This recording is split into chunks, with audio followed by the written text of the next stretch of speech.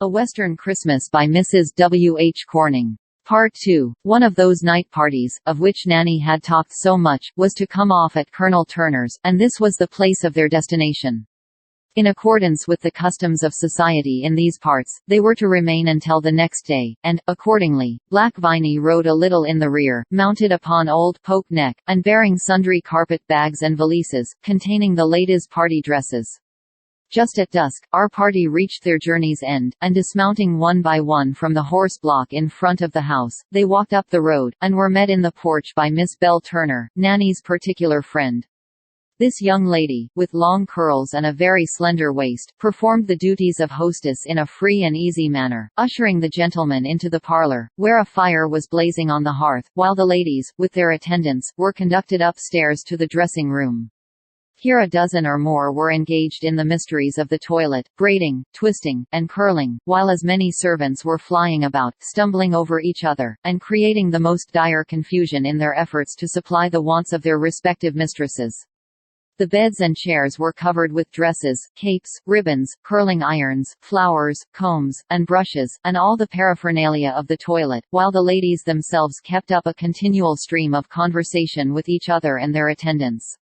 Into this scene Nanny entered with great spirit. Shaking hands all round, and introducing Fanny, she hastily threw off her bonnet and shawl, and bidding Viney unpack the things, she set about dressing in good earnest.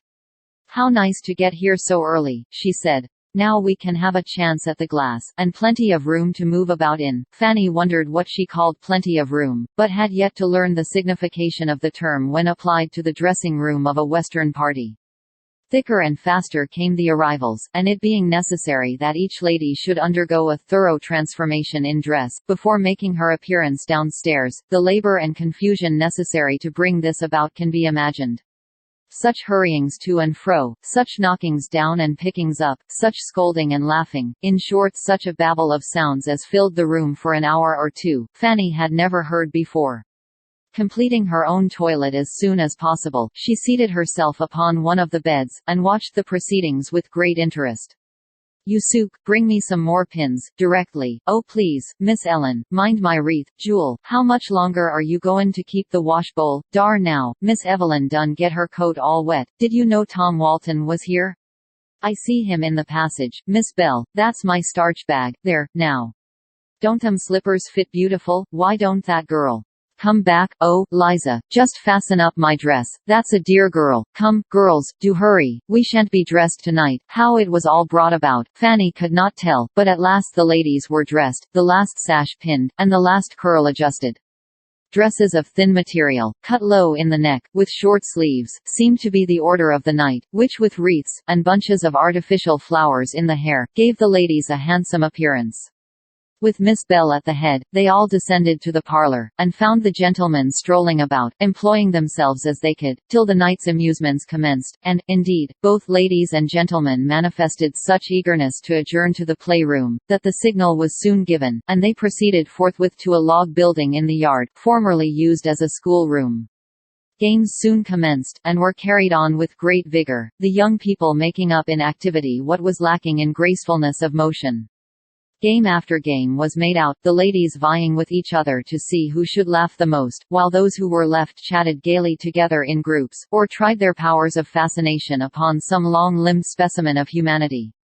"What calls the gentlemen upstairs so frequently?" inquired Fanny, innocently, as groups of 2 and 3 disappeared up the steps leading to the room above. "You are not aware, then, what a formidable rival the ladies have up in the loft," said Mr. Chester, gravely, though there was a comical expression about the corners of his mouth. "No, indeed. Well, I only hope you may not witness the overpowering influence sometimes exerted by this same rival," said Mr. Chester, "but honestly, Miss Hunter, there is serious danger that some of these light-footed young gentlemen may, ere long, be obliged to relinquish their places in our party, all through the attractions presented to them up yonder." "I don't in the least know what you mean. In plain words, then, they are talking about horses up there. Men are crazy over horses, you know. Are you in earnest, Mr. Chester?" "Certainly I am.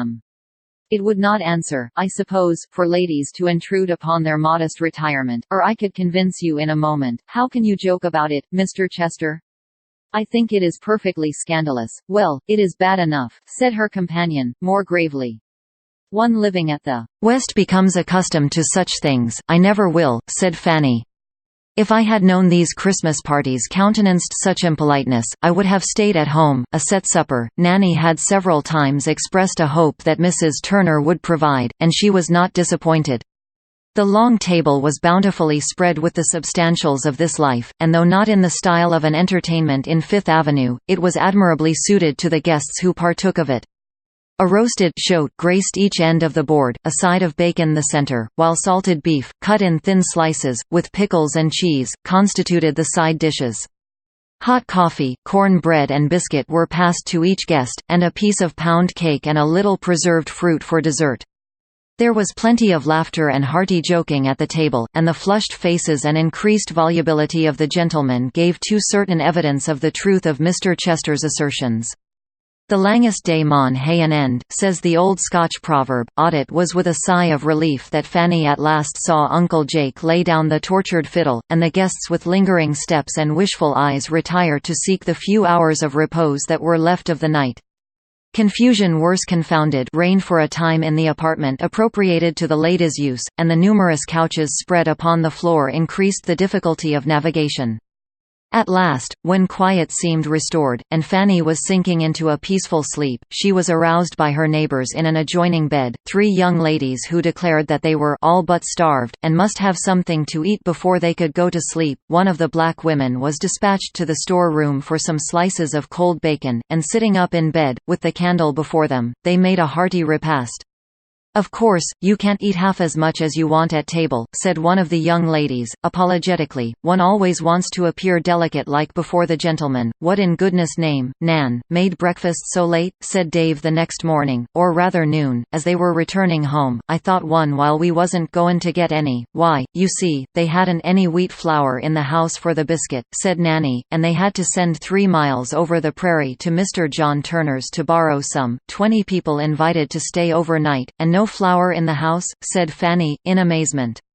"It rather shocks your Yankee ideas of looking out ahead, Miss Hunter," said Mr. Chester, laughing. "We are used to such things out this way." "Oh, Miss Fanny, people can't remember everything, you know," said Nanny. "Belle says they never thought a word about it till this morning."